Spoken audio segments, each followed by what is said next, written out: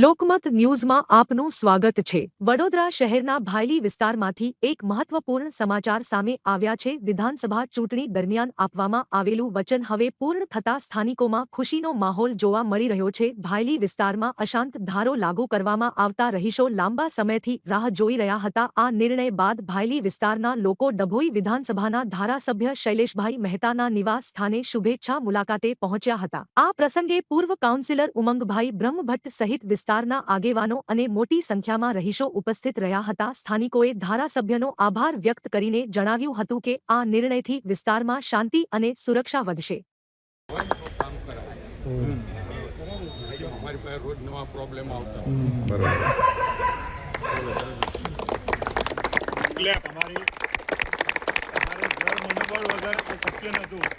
બાકી અમે કલેક્ટરના ધક્કા બહુ ખાધા, પણ આ વખતે જે ધક્કા ખાધા અમે પાછળ તમારું જે પીઠબળ હતું એટલે આ બધું છેક ગાંધીનગર સુધી પહોંચ્યું અને ત્યાંથી જે જોઈતું હતું એ પ્રમાણે તમે લઈ આવ્યા।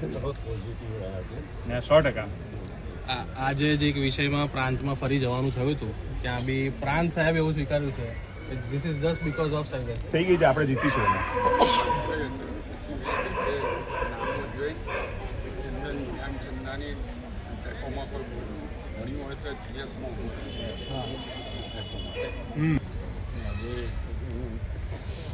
મયંક પટેલ ક્રીડા દેવને મોકલી આપ્યું હતું સવારે। બહુ સરસ।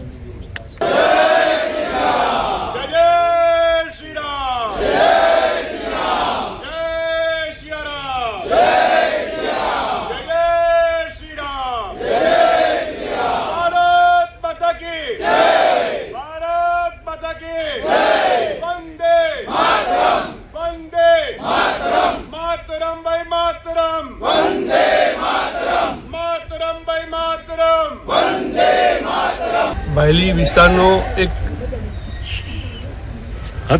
ભાયલી વિસ્તારનો એક પ્રશ્ન હતો કે જે પણ લોકો આવે ને એટલે એ વિચાર કરતા હતા કે ભાઈ અહીંયા બાજુમાં તાંદલજા છે એટલે અહીંયા મકાન લેવાય નહીં। એટલે 2021માં મેં શરૂઆત કરી કે ભાઈ આપણે હવે પાછળ જવાનું નથી, આપણે એ લોકોને પાછળ હટાવવાના છે। એટલે મેં એક ગ્રુપની શરૂઆત કરી, 40-50 સોસાયટીઓ મેં જોડી, સંગઠન બન્યું। એવી જ રીતે પછી ઉમંગભાઈ અમારી જોડે હતા એ વખતે। એટલે ઉમંગભાઈએ કીધું કે કોઈ પણ પ્રશ્ન આવે તો આપણી જોડે નેતા ઊભા રહેશે, એટલે શૈલેષભાઈનું જ્યારે પણ કામ હોય ત્યારે આપણે જઈશું। એટલે એ પ્રશ્ન આવ્યો જ્યારે અમારા ત્યાં એક આવાસ બનતા હતા, આવાસની અંદર મુસ્લિમોનું ફોર્મ ભરવાનું બહુ સૌથી વધારે હતું અને હિન્દુઓના ફોર્મ ઓછા ભરાયા હતા। એટલે વિસ્તારમાં લગભગ ત્યાં આગળ 500-700 મકાનો છે। એ લોકોને વિચાર આવ્યો કે આપણે શું કરી શકીએ। એટલે અમે શૈલેષભાઈને રજૂઆત કરી કે ભાઈ આ રીતે પ્રોબ્લેમ થઈ શકે છે, અને અમારી જોડે મારા ભાવિનભાઈ હતા, તે બંને રસ્તો કાઢ્યો કે ભાઈ તાંદલજાની અંદર 500 મીટરમાં જેટલી પણ સર્વે નંબર આવતા હોય એમાં TP 3-4ના સર્વે નંબર આવતા હતા। એટલે અમે શૈલેષભાઈ પાસે લઈને આવ્યા કે ભાઈ આટલા સર્વે નંબર આવે છે। સાહેબે અમને બાંયધરી આપી કે આ આપણે વહેલી તકે પતાવી દઈશું, વિસ્તારમાં શાંતિનું જોખમ નહીં રહે, અને એ જોવાની જવાબદારીમાં છે। અને આજે એ બધી જ જવાબદારીઓ એમણે વિસ્તારને જે પ્રોમિસ કર્યું હતું એ બધું આજે એમણે પૂરું કર્યું છે। એટલે આજે અમે એમને અભિનંદન આપવા માટે આવ્યા છીએ, અને વિસ્તારના બધા લોકો પણ આવ્યા છે જોડે કે જેમણે અમારી જિંદગીની શાંતિ કરી આપી છે। શું નામ આપનું? પરેશ શાહ। અમારા વોર્ડ 10ની અંદર ભાયલી વિસ્તારની અંદર TP 3 અને 4ના મારા મિત્ર પરેશભાઈ અને ભાવિનભાઈને ત્યાંના સ્થાનિકોની રજૂઆત હતી કે આ વિસ્તારને અશાંત ધારામાં સમાવવો જોઈએ। તો એ લડતને આગળ વધારતા અમારા દર્ભાવતીના લોકપ્રિય ધારાસભ્ય શ્રી શૈલેષભાઈ મહેતાના માર્ગદર્શનથી અમે જે તે ડિપાર્ટમેન્ટની અંદર એની રજૂઆત કરી, કલેક્ટરશ્રીની રજૂઆત કરી, અને આજે ગર્વથી કહેતા મને આનંદ થાય છે કે જ્યાં જ્યાં જરૂર પડી છે ત્યાં નેતા અમારી સાથે આવ્યા છે। અમને આજે જાહેરમાં પબ્લિક પણ ઊભી છે, કહીશ કે જે અશાંત ધારાના જે લોકો હતા અમારી સાથે આવ્યા।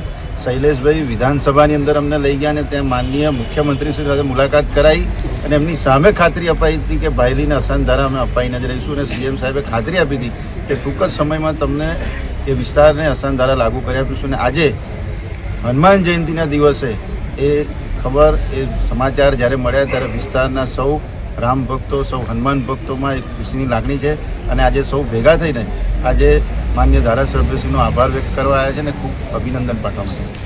2021માં જ્યારે આ 500 મીટરના કાયદાનું એમેન્ડમેન્ટ આવ્યું ત્યારે અમને એવું ધ્યાને ગયું કે કદાચ આખું ભાયલી વિસ્તારને અશાંત ધારામાં લાવવા માટે અત્યારે જે મુહિમ ચાલી રહી છે એમાં આપણને જો કાયદાનો કોઈ લાભ મળતો હોય તો આ 500 મીટરનો જે નિયમ હતો એ નિયમ અમારા ધ્યાને આવ્યો. એ રજૂઆત અમે નેતાના આગળ કરી અને નેતાએ તરત જ એ રજૂઆતને આગળ ફોરવર્ડ કરી, જેના પરિણામના ભાગ સ્વરૂપે 30 તારીખે ગુજરાત સરકાર દ્વારા નવું નોટિફિકેશન બહાર પાડવામાં આવ્યું અને એમાં ભાયલી ટીપી 3 અને 4 500 મીટરના દાયરામાં આવતી હોય એવા તમામ સર્વે નંબરોને અશાંતમાં નિર્દિષ્ટ જાહેર કર્યા છે. એટલે ભાયલીમાં અત્યાર સુધી જે એવું હતું કે ભાઈ તાંદલજાની પબ્લિક ભાયલીમાં આવશે અને ભાયલીના લોકોએ વિસ્થાપિત થવું પડશે, અથવા જે સિટીમાં કે જે બધે આપણે જોયું છે કે લોકો હિન્દુ વિસ્તારો બધા વિસ્થાપિત થયા છે, એ માહોલ ઊભો થાય એવી ભય હતી.